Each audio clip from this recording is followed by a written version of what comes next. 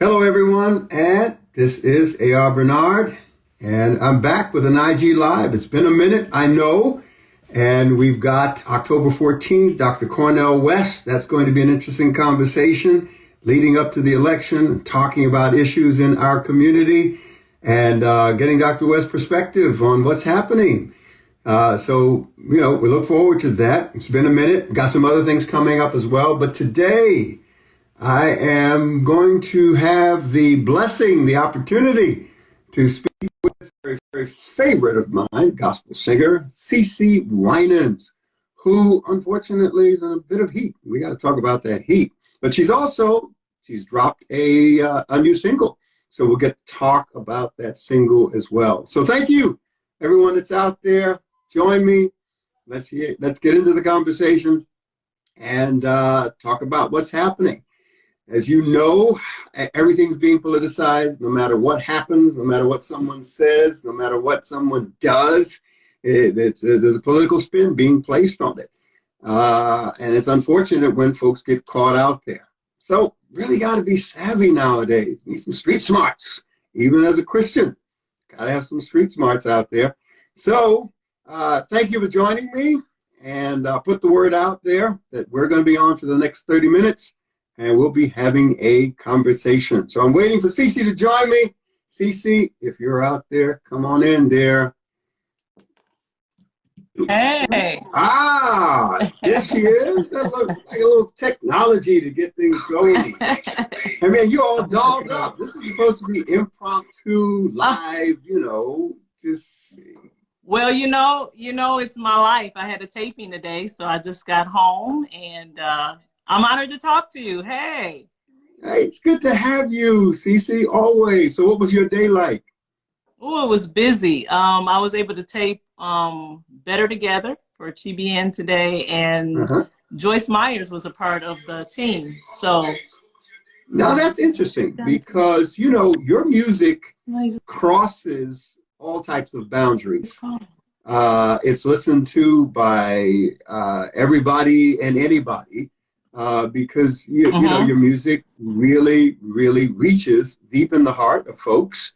And, so when stuff like this comes up, we have to have a conversation. But before we do that, you just dropped a new single, right? Tell us about that single.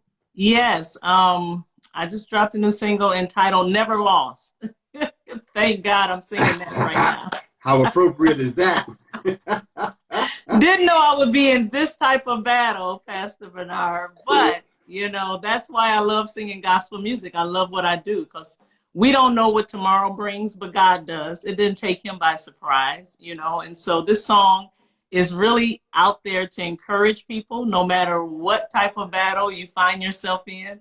The God that we serve, the God who is faithful, the God who takes care of us, he's never lost. He's undefeated. So if God is on my side, then you know what? I win no matter what.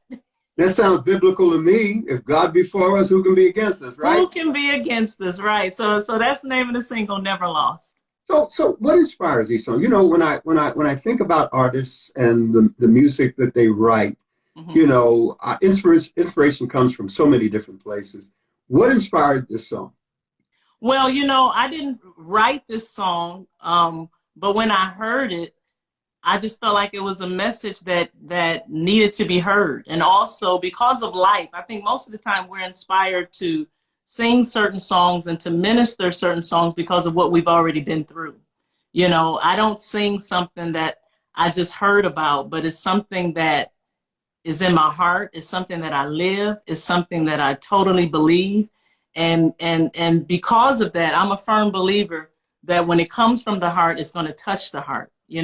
Gospel music is not about entertainment, but it's about actually going and ministering to the soul and the mind and the spirit and the body of whoever's listening, And so this particular song to me is a perfect message for what we're going through as a nation around the world.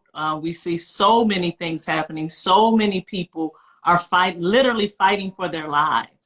And so this song was something that I felt like would give people the courage to keep going, the faith to look up and know that God is still there and he's still in control, no matter how crazy things are. Nothing took him by surprise, and he already has a plan of escape. So we've gone from I'm lost without you to never lost. Yes. I'm lost without you with BB. Yes, one of my favorite songs. You know, without God, I am lost. But with him, I win. You never lost. I love that. And you're consistent. And we need some consistency. So, look, you know, you can't be in this world, you can't be in this country, especially at this time, as a person of color, and not be sensitive to the realities of the divide that's in our nation. And some people are in denial. Some say, you know, we're not divided. This is all hype that's being pushed by certain people with an agenda. But, you know, no matter where you go, if people are honest with themselves, there is this sense of division, this sense of choosing sides in our nation. What do you say to that? I say that it's very real. I say that it's very real, the tension, the separation. But I also say that there's hope, you know, and we all have to be willing to listen and to do whatever we can to come together, because together as a nation, we're going to stand, but divided, we won't make it, you know? Yeah. And so as sad as it is and as hopeless as it seems, I still believe that we can do it. I still believe that the God that we say we trust in as a nation is able to bring us together, but it's something that we have to intentionally do on a consistent basis. Right. So there's being Black in America. That's one conversation. And then there's being Christian and Black in America. That's another conversation. Yes. And this is very, very real, because not only how we live out our lives, our racial identity and ethnic identity in America, but also living that out as a Christian in America, because it's not just the racial divide, but it's the religious divide within the context of Christianity. You have Christians choosing sides. That's right. That's right. And, you know, I refuse to choose sides, because I live for an audience of one, you know. It's not about religion to me. It's a relationship with Jesus Christ. And that's who I serve. That's who I support. and my life is a vessel for him. And so I am a believer who happens to be Black. I'm a believer who happens to be a woman. I'm a believer first. And so I stand for truth and only truth, nothing else, because that is the only thing that is consistent. Nothing else is consistent. Truth, right. It's the only enduring quality that anything in life can have. Yes. Whatever you build on truth, it's going to last. What you build on a lie is going to collapse. Absolutely. But the reality is that everybody's putting a political spin on things. And you have not historically been in politics. I say that you've been historically non-political. Yes. But you have been involved with political figures. I mean, you ministered in song for George Bush, Republican, right? Father and son, or just the son? Father and son. Father and son. So that's two administrations. You ministered at the invitation of Bill and Hillary Clinton when Bill Clinton was president. So Republican and Democrat. Yes. Both of them. And again, because of what I do, and because of what I know this nation needs, I've been honored to be able to go in and sing the gospel and sing about unity and love and peace and joy. And I've been honored to stand before a lot of incredible dignitaries. You know, I never went to the White House for Obama, but I was able to meet President Obama and First Lady Michelle Obama when I sang at the Kennedy Center. I was able to honor Cicely Tyson one year, and awesome people. So I've been really blessed to be able to share the gift that God has given me on many platforms. I was able to perform for the Pope a few years ago. Well, it's been quite a few years now, when I sang in front of about 2 million people in Italy. You sang for the Pope, and the Protestants let you get away with that? Yeah, they let me get away with it. You know, Jesus is needed everywhere. He loves everybody, and he's needed everywhere. And so, yeah, I've been able to go to a lot of places that I never thought I would go, Pastor AR. God just, he's allowed me to go a lot of places for him. None of the platforms are about me, but it's always for him. Yeah, and it's tough to navigate that in times like these, because people are pushing to take sides. We're not talking to each other, we're talking at each other. So we're not listening. We're trying to get our point across or convert you to what we think, et cetera. And it's tough, especially for persons of color in times like these. Yeah, it's really, it is tough. Even though I understand a lot of it, it still doesn't make it the right way to handle things. You know, we've gone through a lot. We've gone through a lot. Before COVID, of course, with all the racism and all the young Black lives we have lost over and over again in this country. And then with the, George Floyd situation and all the other beautiful, incredible people, Breonna, people that we've lost. It's rough right now. It's rough right now. And I will tell you, the difference that I see, because I'm a child of the 60s, I was in school and we were protesting, we were activists. I went into the Nation of Islam to push back against the injustices and also to seek order, et cetera, and identity. But it's different today in that in the 60s, there was a deep divide. And in the face of civil rights changes in housing discrimination, in labor discrimination, the Civil Rights Act, I mean, so much was passed at that time within that decade. And people on both sides doubled down. But here, COVID-19 compounded by the senseless murder of George Floyd, it evoked for the first time in American history, I would say, it evoked a national consensus of moral outrage. Blacks and whites were upset at what they saw. Because in the 60s, white people saw the hoses placed on the civil rights workers. They saw the dogs released on the civil rights workers, and there was a degree of outrage, but still people doubled down. Right. But today, there is this national consensus of moral outrage where people on both sides, Republicans and Democrats, independents, Black, white, Latino, Asian, it didn't matter, every sector of society, everybody was saying, no, something is seriously wrong with what we're seeing, and there's got to be change. I had white pastors who called me and said, look, I can't feel what you feel because, I'm not a person of color, but I can empathize. Yeah. And they asked, what can we do? And I will tell you, that's different from Dr. King sitting in a Birmingham jail and writing the letter and saying, asking the question, where are the white churches? Where are the white leaders? Right. And today they're reaching out. They are reaching out. They still need to be educated. Yeah, of course. They still need to be guided. Definitely. But they are reaching out. I agree. Yeah. And I think that's what's different. And hopefully, we could take that, create some momentum towards change that we need in American society. We are revisiting American history, not to change it, but to tell the full story, and put the truth out there. And I think that's very, very, very important. But at the same time, there are people who are, quite upset and quite agitated and that comes out. And it came out this last weekend with you. Yeah. Right? So, all right. So let's get to the meat of this conversation. Okay. All right.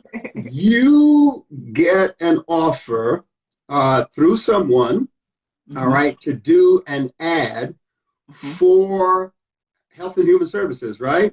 Yeah. And about COVID-19. Right. All right. Tell us, how did that come about? Well, my management told me that that they called or wrote a letter, however it was delivered to us, and asked if I would be willing to make a public service announcement about COVID-19, practical ways on how to get on the other side of this pandemic, information that would help all people, but especially my community, them knowing who I was, or who I am, should I say. In other words, they knew you were a person of color. I'm a person of color. So they knew that. They knew I that have a reaching out to voice. you, right? Yeah. Okay. Yeah. Because even when they asked me, I was like, really? They asked me? I'm so busy with my life. Sometimes I'm too busy that I don't take out the time to really ask all the questions I need to ask. But when they told me, I was like, sure. This COVID-19 has taken several lives, has touched my family personally. Right. I'm a pastor, as you know. I've pastored with my husband now for 8 years, and we have a diverse congregation. So you have some people who want to wear a mask, some people who don't, and to get a chance to sit down with the Surgeon General and to get solid information was going to be, I thought, a win-win situation to give, because we all know that knowledge is power, and that was my whole reason for saying yes. So wait. You weren't a suspect? Come on. The Surgeon General, you're going to sit down with the Surgeon General who happens to be Black and happens to be the backdrop for quite a few press conferences that the president had talking about COVID, and along with Dr. Fauci and the others behind him. And now they want you, because you're Black, to do a PSA. You weren't suspect? I was not suspect. I just have to say that. I never thought about that. Again, I remember the week that they asked me, because it was probably a couple of weeks ago, maybe 3 weeks at the most. It hasn't been that long. And it was a kind of a rush thing. They was like, hey, I think it was that same week. Look, can you do it on Friday? I was like, that quick? Okay, wow. So I'm busy. I'm visiting people in the hospital. I'm doing what I do. A lot of people see me, I'm on stage and I'm singing. That is such a small percentage of my life.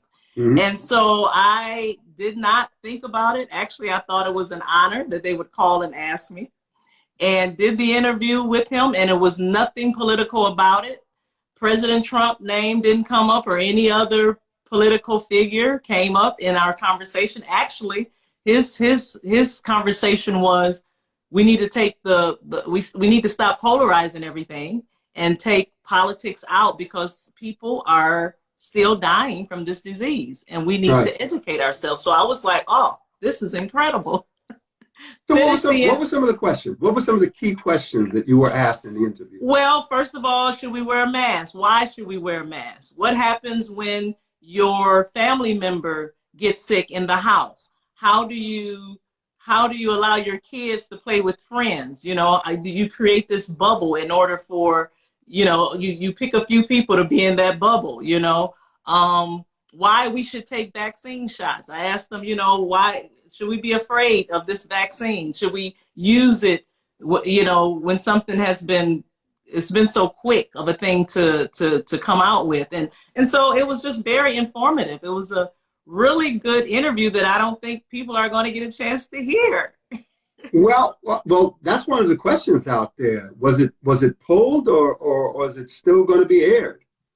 It's been pulled now. It's been pulled because of, like you said, I did the interview a few weeks ago, and so Friday night I was in Birmingham singing, and came out, and of course my phone had just blew up. I'm like, what is going on? I was already called, I don't know how many names already. I'm like, what happened? And then I saw the image that I think it was political.com. Yeah, Politico, right. Put out.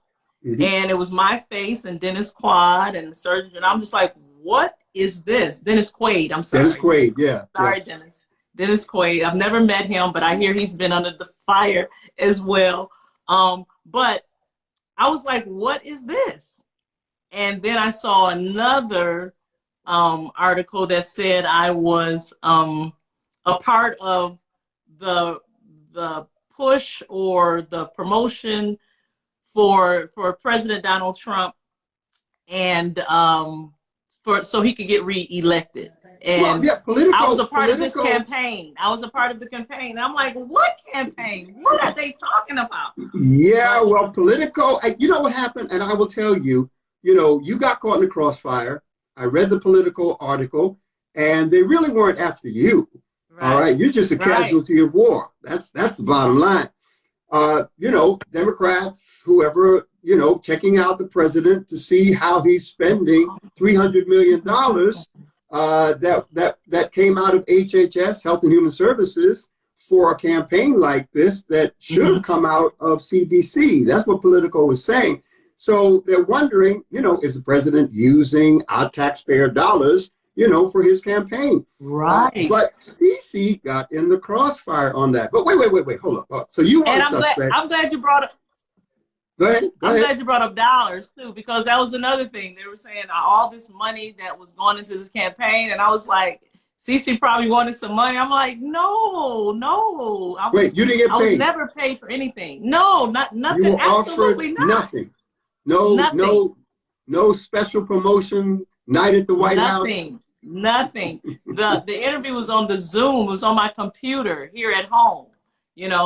And so yeah, I was a part of the. All right. So you have a track record. You have some reputational capital, some integrity capital. What about your manager?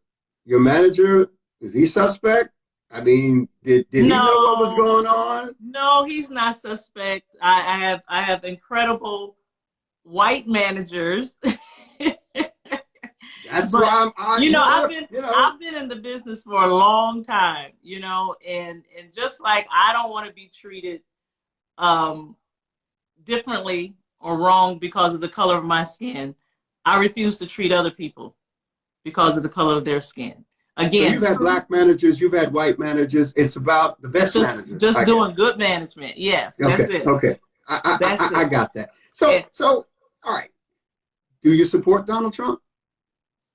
Do I support Donald Trump? Explain that to me. What do you mean support Donald Trump? Well, you campaign for him. Do you celebrate Donald Trump? No, absolutely not. Absolutely not. And again, I go back to, he is our president, and the Bible, again, I live my life by the word of God. And the Bible tells us to honor those in leadership, to pray for those in leadership. They didn't say pray for him if he's doing good, or if he's nice, or if he's kind, or if he's godly. But that's what I'm supposed to do. It doesn't tell me that I have to support him. That's a good answer. But, people wonder, you know what it is? When things like this happen, a lot of questions come up. Right. You know what I mean? And you're blessed in that you have a track record. You've been consistent, and unfortunately, stuff like this comes up and questions, your integrity, and your loyalty. And the question is loyalty to who? Should be to God first. Not to any community or political party or anything like that. But these are very real. So you're not voting for Donald Trump, are you? Or are you voting for Donald Trump? I want to answer that question for you, right? But do you think I need to answer that question? I wouldn't answer it. Because it's nobody's business who I'm voting for. It's nobody's business who I'm voting for, I do want to encourage everybody to vote, because I'm going to vote. I like to think of myself as independent, and I'm going to vote for the person who's best for the job. You have the policies, and then I think you have the personalities, the people, the character of the person, and I think that's real important. But I want to encourage everybody, like we've been hearing a lot, we can sit down and complain, or we can show up and vote. I think it's important that everybody's voice is heard, because if we want change, we have to be a part of the change. Come you on. know? Now And I you're feel preaching like real good, Cece. we need change. I feel like we need change. And that's why not only are we to vote, but we better vote and pray. Because this is it's a spiritual battle. And like you said before, I spend my life trying to be a bridge, trying to unite. It's about the ministry that's needed in our country so that we can be the people God created us to be. You know, there's a lot of hurting people. You know, people have been checking on me all weekend. Pastor A.R. Bernard, are you okay? Are you okay? And no, it never feels good to be misunderstood or to be accused. But I couldn't even bring my mouth to complain about what I went through this weekend. You know, when so many people have lost their sons and their daughters, their moms, and their family members to COVID-19. So many people have lost everything to the fires and to the hurricanes. And I'm just like, what? Oh, I can take this. I can take it. I am not moved by what people are saying, but I'm here because truth needs to be told, you Yeah. know? Yeah. And it's not about me, but it's what I represent. I love that. I love it. You should run for office, Cece. Oh, no. No? Oh, no. No politics in the future. Hey, You there's know, a lot of love I'm out not there. gonna say no, because I would never think I would be here sitting talking to you today. But whatever God wants for me, that's what I want. You know, I love God. I love God's people. I love my people. I love being African American. And I believe God is a God of justice. He's a God of love. And we as believers, all of my brothers and sisters, no matter what color you are, truth is truth. You know, the Bible it's very clear on what God loves and what he does not love.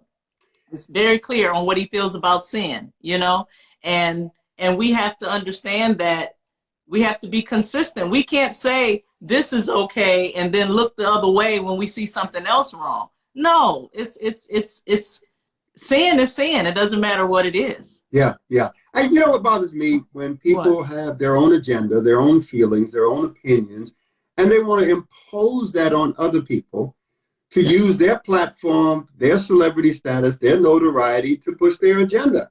And, you know, that's equally wrong. No matter how Right. you feel about the present administration, Donald Trump, etc., you know, it's like, well, you either with us or you're against us. And it's come down to that kind of thing, unfortunately. Right. And you got to know your lane.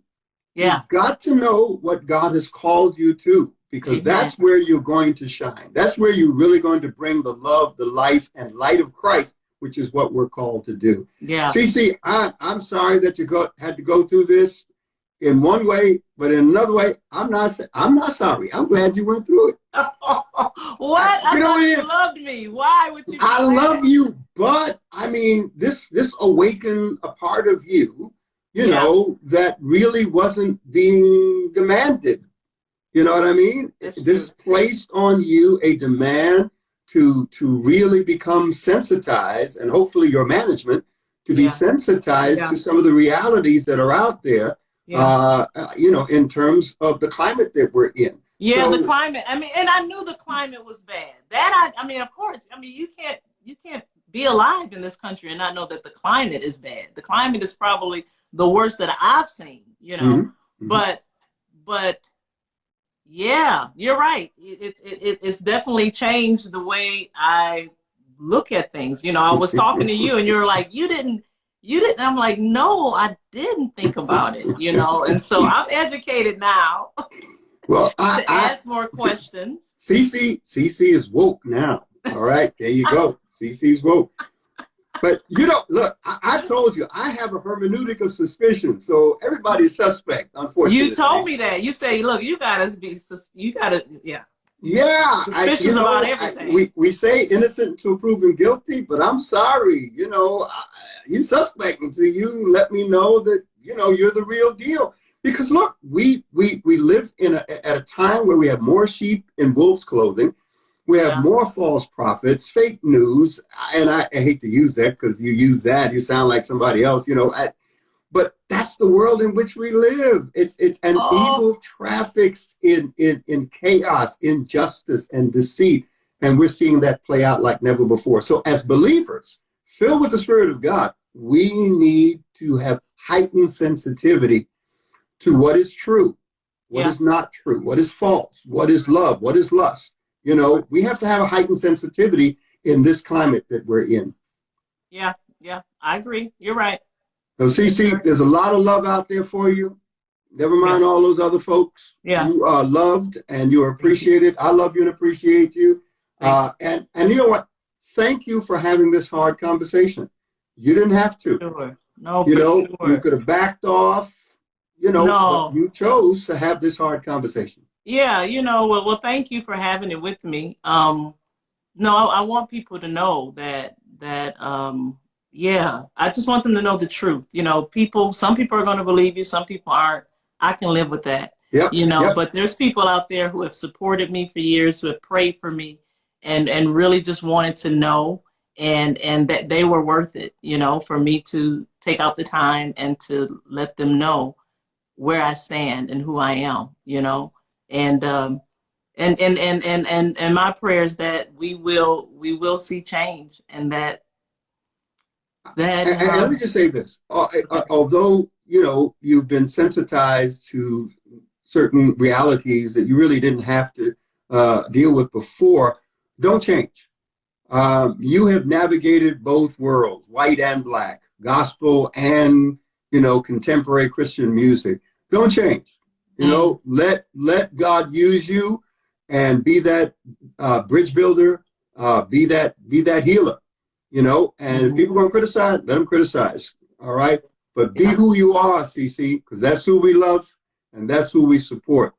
Amen. Amen. Thank you. Thank you so much for being with me. You got it. Love you so much. Cece Winans, God bless you there. Love you. And thank you all for joining us this evening. And till our next one, God bless.